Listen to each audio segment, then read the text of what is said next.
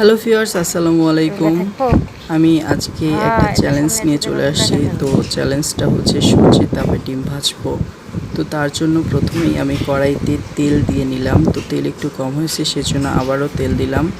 দেওয়ার পর আমি কড়াইটা একটু নাড়িয়ে নিলাম যেন কড়াইতে সম্পূর্ণ তেলটা যায়। এরপর আমি হাত দিয়ে দেখলাম যে আদৌ তেলটা গরম হয়েছে কিনা। তারপর ছুরি দিয়ে ডিমটা ভেঙে নিব। তো ডিম ভাঙার পরে আমি কড়াইতে ডিমটা দিয়ে দিলাম।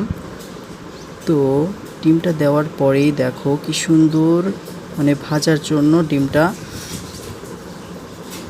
সাদা হয়ে গেছে। তো তারপর আমি একটু হালকা লবণ দিয়ে নিব। তো আগে আমি ক্যামেরাটা নিয়ে আসছি তোমাদেরকে আরও সামনে থেকে দেখাবো এই জন্য। তো দেখতেই পাচ্ছ ডিমটার কালার খুব সুন্দর ভাজার মতো হয়ে গেছে। তো এরপর আমি একটু লবণ দিয়ে নিলাম।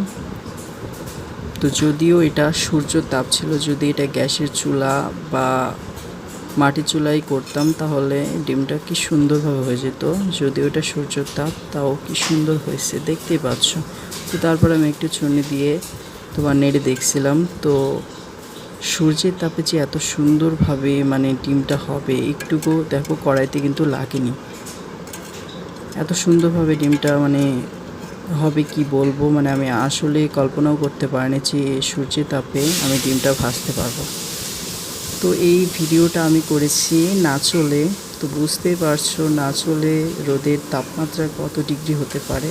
আমি জানি না আজকে রোদের তাপমাত্রা কত ডিগ্রি, তবে ডিমটা আমি ভেজে ফেললাম। তো এই যে সাদা হয়ে আসছে। তো আমার ভিডিও আজকের মতো এখানেই শেষ করছি। দেখা হবে নেক্সট ভিডিওতে। Thank you all.